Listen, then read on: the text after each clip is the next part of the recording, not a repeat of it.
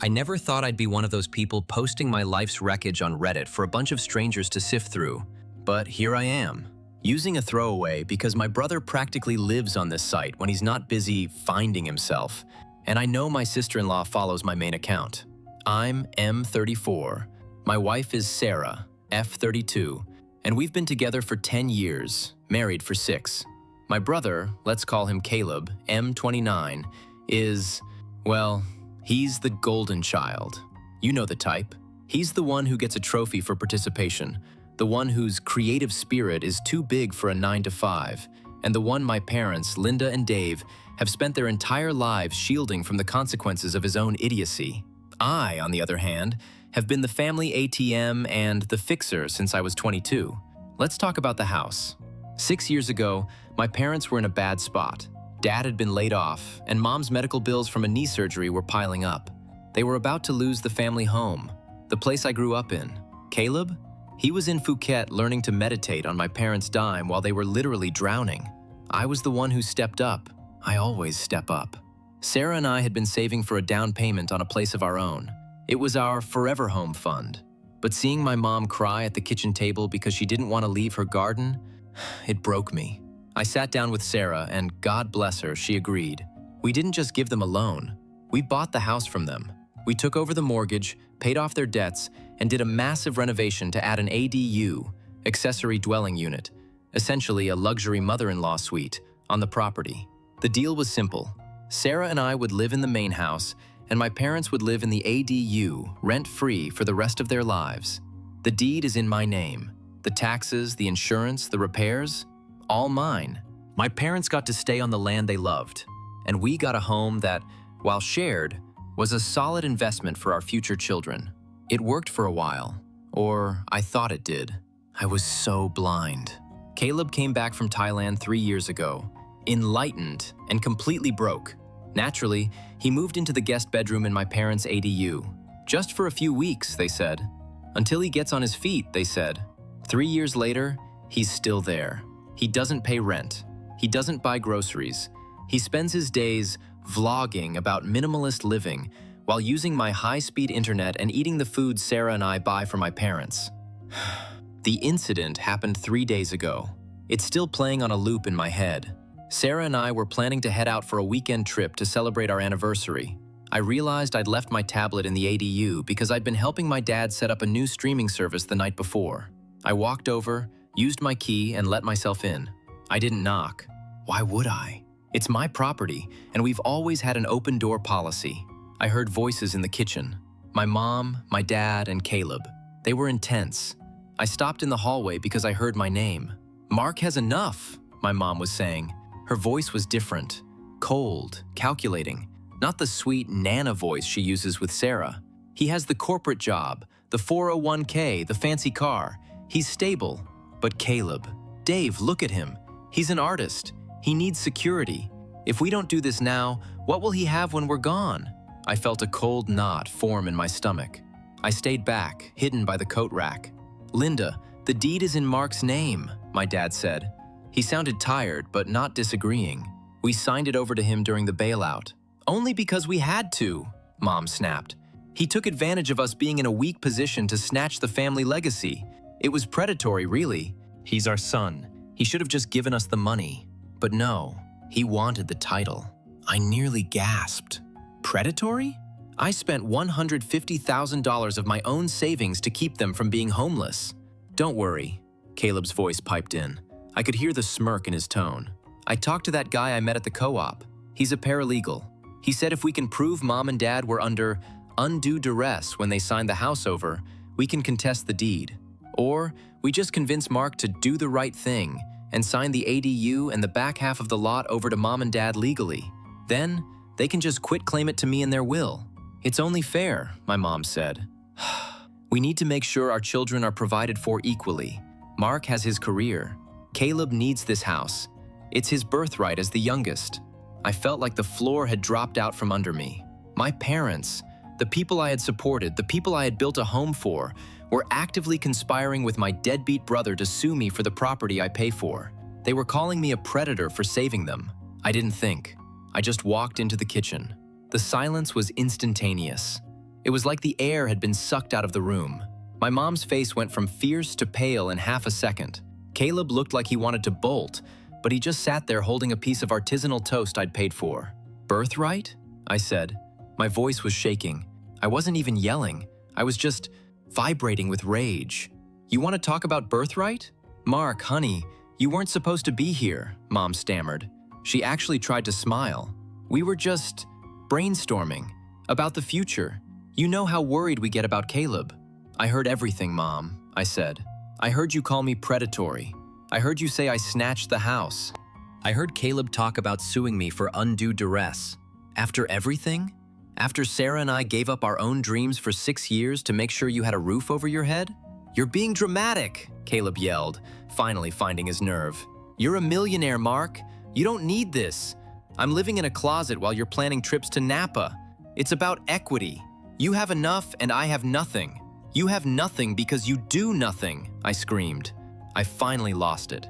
"You've been finding yourself for a decade while I've been working 60-hour weeks. And Mom, Dad, if you think I'm a predator, fine. Let's act like one." I looked my dad dead in the eye. "You have 30 days.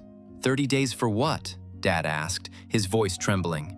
30 days to find a new place to live," I said. "All of you. Caleb, you're out. Mom, Dad, if you hate my predatory ownership so much, you can go find a landlord you like better. I'm selling the property. All of it. The main house, the ADU, the lot. Sarah and I are moving, and we're taking our predatory equity with us." My mom started wailing. Literally wailing. She fell into the chair crying about how I was putting my own parents on the street and how money has turned my heart to stone. My dad just stared at the table, looking ashamed but saying nothing to defend me. Caleb was shouting about how he'd see me in court. I walked out. I didn't grab my tablet.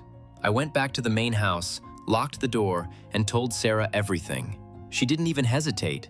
She just said, "Call the realtor. I'm packing." But guys, it's been 48 hours and the guilt tripping is relentless. My phone is blowing up. My aunts and uncles are calling me, telling me I can't evict my elderly parents. My mom sent me a photo of her heart medication saying her blood pressure is dangerously high because of the stress I'm causing.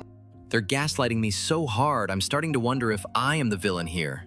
Am I the asshole for wanting to sell the house I paid for because my family is plotting to steal it? I feel sick. I haven't slept. I just keep hearing my mom's voice calling me a predator. I'll try to keep you guys updated, but right now, I'm just trying to keep my hands from shaking. I need to find a lawyer before Caleb actually finds that paralegal friend of his. Time passed since last post. 72 hours. It's been 3 days since the world ended. Or at least, the world I thought I lived in. I haven't slept more than 4 hours a night. Every time I close my eyes, I hear my mother's voice calling me predatory. It's like a physical weight on my chest. Sarah is the only reason I'm still standing. She's been a rock. While I was spiraling, she was already making folders. She's got the house folder with every single receipt, every wire transfer from 6 years ago, every tax document, and every penny we spent on the ADU. She's also the one who pointed out something I'd completely missed in my rage. Caleb has a key to our main house. I didn't even think about it. He's my brother. I gave him a key years ago so he could check on our dog when we were at work. Yesterday, Sarah and I were sitting in the living room, staring at a stack of moving boxes we'd bought from Home Depot, when we heard the front door lock click. My heart stopped. I thought it was a burglar, but no, it was Caleb. He walked in like he owned the place. He didn't knock. He didn't call. He just strolled into our kitchen, grabbed a seltzer from the fridge, and leaned against the counter. He looked smug. "We need to talk, Mark," he said. "No hello, no sorry for calling you a predator, just that entitled golden child smirk." "Get out of my house, Caleb," I said. I didn't even stand up. I was just done. "It's not your house though, is it?" he replied, taking a slow sip of the drink I paid for. I talked to my friend, the paralegal. He said that because Mom and Dad have lived here for 6 years without a formal lease, they have adverse possession rights, and you can't just kick them out. He also said that the sale was a sham because you paid significantly under market value, which proves undue influence. I literally felt a headache blooming behind my eyes. "Caleb," I said, my voice low and dangerous. I bought this house for $450,000. That was the remaining mortgage plus their credit card debt. The appraisal at the time was $475,000. Paying 95% of market value isn't predatory, it's a family discount. And adverse possession takes 10 to 20 years and requires the possession to be hostile. They're living there with my permission. Get out. Whatever, lawyer man, he scoffed. Mom is sick. She's literally in bed crying because of you. Aunt Martha is coming over tonight to talk some sense into you. You really want to be the guy who evicted his own parents in front of the whole family? Think about your reputation, Mark. You're a big shot VP, right? How's it going to look when the local paper hears about this? Is that a threat? Sarah asked. She stood up then. Sarah is small, but when she's angry, she's terrifying. It's a reality check, Caleb said. He tossed the empty can into our sink, didn't even rinse it, and walked out the front door.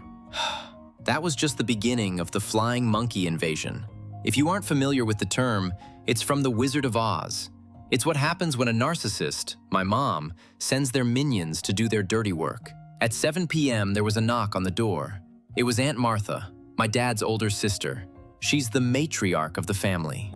She's also the woman who once stayed at our house for a week and complained that the guest towels weren't absorbent enough. I let her in, mostly out of a lingering sense of familial duty I now realize is a massive red flag. "Mark, dear," she started, sitting on the edge of our sofa like she was afraid she'd catch selfishness from the cushions. "We're all so concerned. Your mother is inconsolable. She says you're selling the house out from under them? That you're making them homeless?" "I'm not making them homeless, Aunt Martha," I said, pacing the rug. "I'm selling the property. They have 30 days to find an apartment. I'm even willing to give them a chunk of the sale proceeds, which I am not legally obligated to do, just to get them settled. But I cannot live next to people who are plotting to sue me for the roof I put over their heads." "They're just scared, Mark," Martha snapped, her sweet facade dropping. "They're old. And Caleb, he's sensitive. He's an artist. He doesn't have your cold business mind. You have so much. Why can't you just give them the ADU? Just excise that part of the lot and deed it to your mother. It's a small thing for someone as successful as you." "A small thing?" I laughed. It was a hollow, ugly sound. "The ADU is worth $300,000 on its own. The lot isn't even legally subdividable according to city zoning. To give it to them, I'd have to break the law or lose half the value of my entire estate. And for what? So Caleb can live there forever while I pay the property taxes on the whole lot? It's about family unity," Martha cried. "If you do this, Mark, you are dead to this family. No more Thanksgiving, no more Christmas. You will be the son who chose a title over his own mother's heart. Is that the man you want to be?" I looked at her. I looked at this woman who I've known my whole life, and I realized she didn't care about the truth. She didn't care that I'd spent 6 years being their personal bank. She only cared about the status quo. She wanted me to keep being the fixer so she didn't have to deal with the drama. If being part of this family means being a doormat for a group of people who view my hard work as their birthright, then yes, I said. My voice was finally steady. "I'm perfectly happy being dead to you all. Please leave." She looked shocked. She sputtered some nonsense about regretting this day, grabbed her designer purse and stormed out. The minute she left, I called the locksmith. It was 9 p.m. I paid a $200 emergency fee to have every single lock on the main house changed right then and there. While the locksmith was working, I saw the curtain in the ADU twitch. Caleb was watching us. I spent the rest of the night on the phone with a real lawyer. A real one, not Caleb's co-op friend. His name is Elias, and he's a shark. I told him everything. "Mark," Elias said, "you need to understand something. This isn't just a family spat. This is a potential title dispute. If they actually try to file a claim of undue influence or duress, it could freeze your ability to sell the house for months, maybe years, while it winds through the courts. Even if they have no case, which they don't, the mere filing of a lis pendens will scare off every buyer on the market." I felt sick. "So what do I do?" "You move fast," Elias told me. "You serve them with a formal legal notice to quit. Not a 30-day talk over the kitchen table. A legal document delivered by a process server. We establish the timeline now.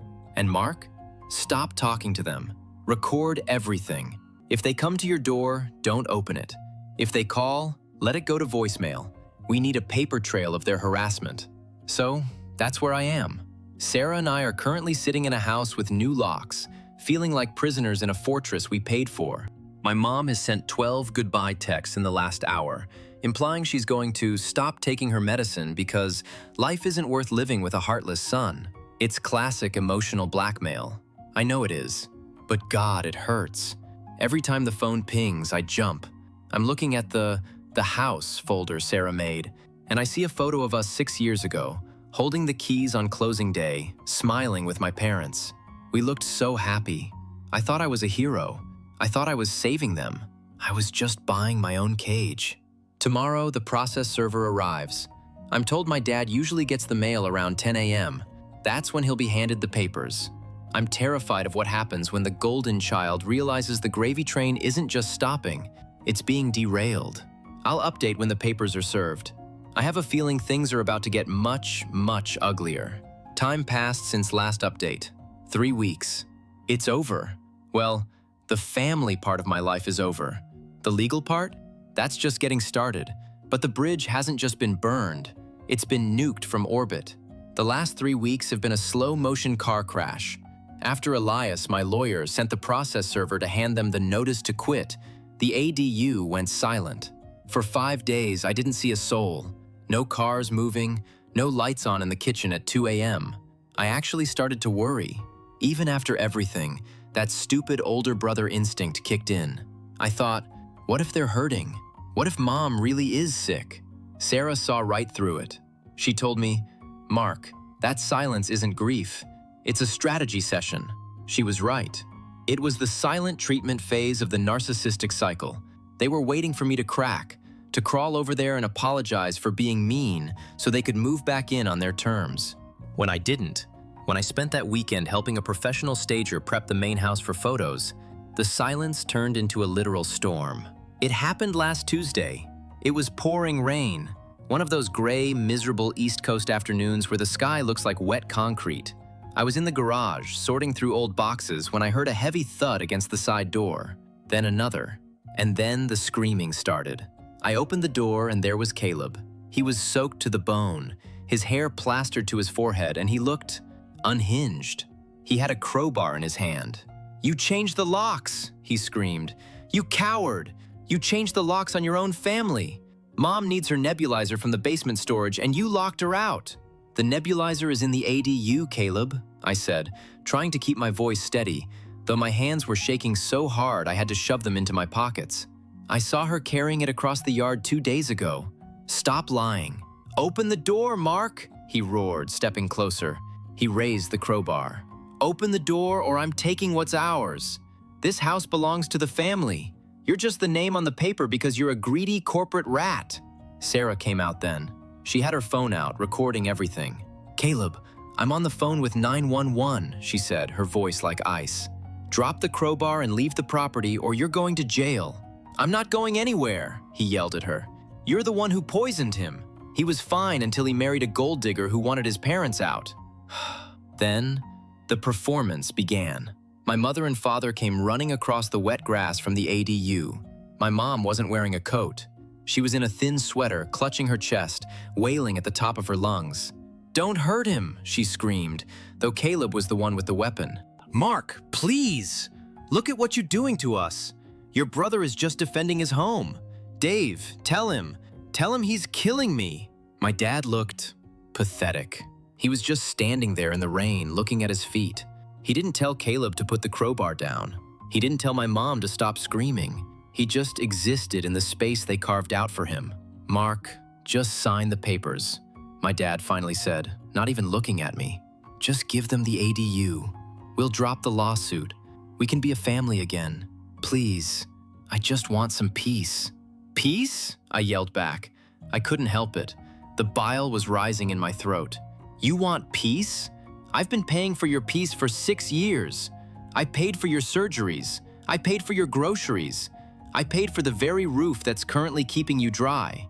And you're standing there watching my brother threaten me with a crowbar while my wife calls the police? He's your brother!" my mom shrieked. She literally dropped to her knees in the mud.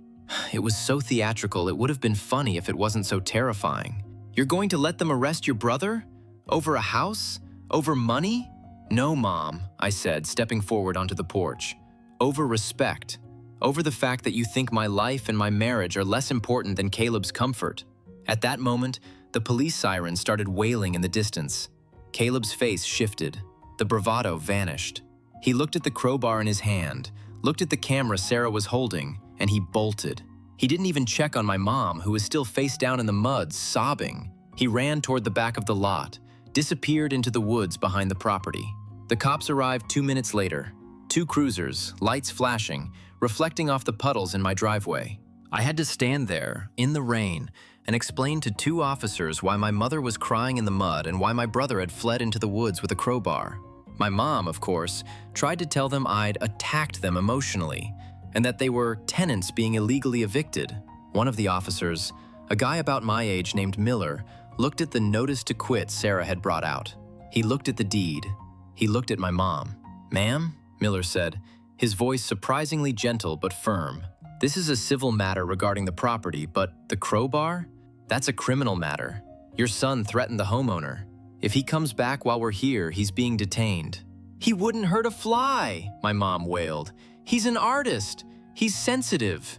"He's a 29-year-old man with a weapon, ma'am," Miller replied. They didn't find Caleb that night, but the police stayed while my parents retreated back to the ADU. Officer Miller told me, off the record, "Get a restraining order. Tomorrow morning. If they're plotting to contest the deed, they're going to get more desperate, not less." The next morning, I didn't go to work. I went to the courthouse. I filed for an emergency order of protection against Caleb. I also filed for an order of no contact against my parents. When the news hit the family grapevine, the flying monkeys became a goddamn Air Force. I got a text from my Uncle Bob, a man I haven't seen in 4 years, saying, "You're a disgrace to the name. To call the law on your own blood? You're dead to us. Don't show your face at your grandmother's funeral when the time comes." I blocked him. I blocked them all. I'm currently sitting in a hotel room with Sarah and our dog. We couldn't stay in the house. Every time the wind hits the siding, I think it's a crowbar. Every time the phone vibrates, I feel a panic attack coming on. We've officially listed the house. It goes on the market tomorrow. Elias is handling the unlawful detainer lawsuit to get them out of the ADU. He says because of the police report and the threat of violence, we can fast-track the eviction. My mom sent one last email before I blocked her address. It wasn't an apology. It was a list of the furniture she expects to take with her when she leaves, including the dining table Sarah and I bought for our kitchen. She ended the email with, "I hope the money is worth the price of your soul, Mark. You'll be alone when you're old, just like you've made us." I'm not alone, Mom. I have Sarah, and for the first time in my life, I'm starting to have a spine. The next time I update, I hope to be 500 miles away from this place. I'm done being the ATM. I'm done being the fixer. I'm just done. Time passed since last update, 18 months. I'm sitting on a wraparound porch right now, looking out at a line of pine trees that don't belong to my parents, my brother, or anyone who thinks they have a birthright to my sweat and blood. It's so quiet here. You have no idea how beautiful the silence is when it's not being used as a weapon. A lot has happened since that rainy night in the driveway. I wanted to wait until the dust had completely settled, legally, financially, and emotionally, before I gave you guys the final chapter. Let's talk about the house first. After the crowbar incident, the unlawful detainer process was fast-tracked. My lawyer, Elias, was a godsend. Because Caleb had physically threatened me and attempted to break into the main house, the judge granted a permanent restraining order. That effectively barred him from the property, even the ADU.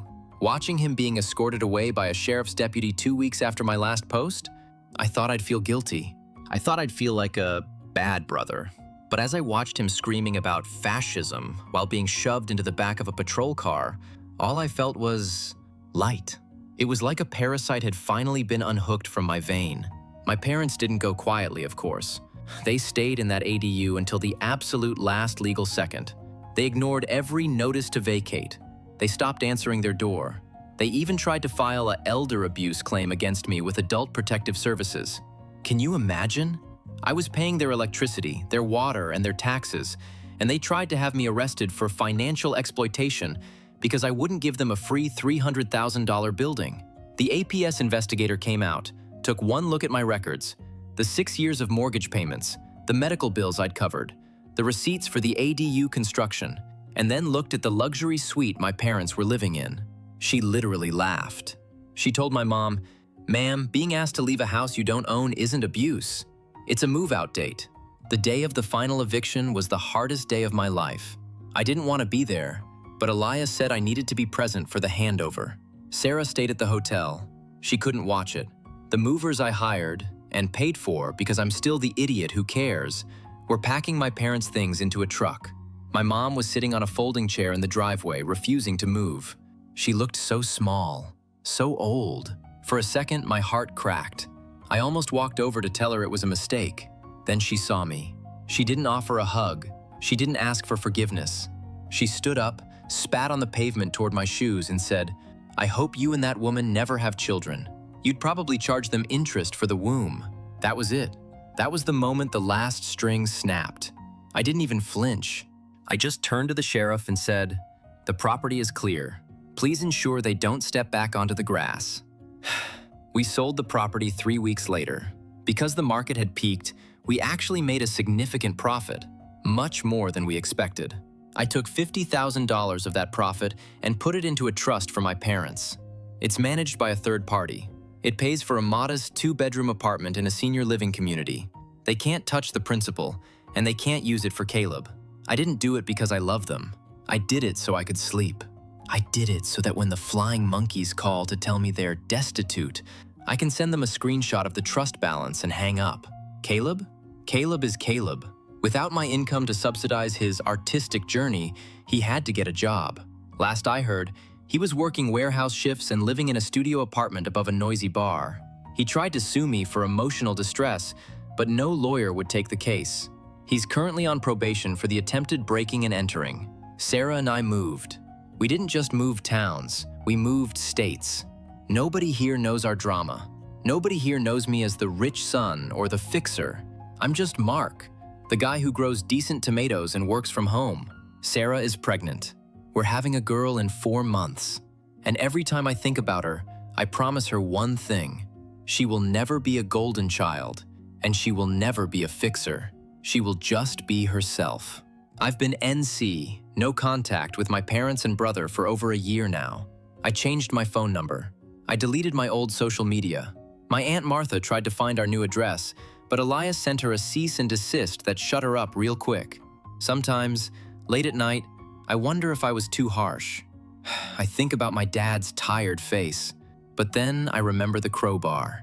I remember the word predatory. I remember that they were willing to destroy my entire financial future and my marriage, just so Caleb wouldn't have to grow up. Blood isn't thicker than water. It's just harder to wash off. I'm finally clean, guys. The house is gone. The legacy is sold. And for the first time in 34 years, I don't owe anyone a damn thing. Thanks for listening. It helped more than you know. This is Mark, signing off. I have a nursery to paint.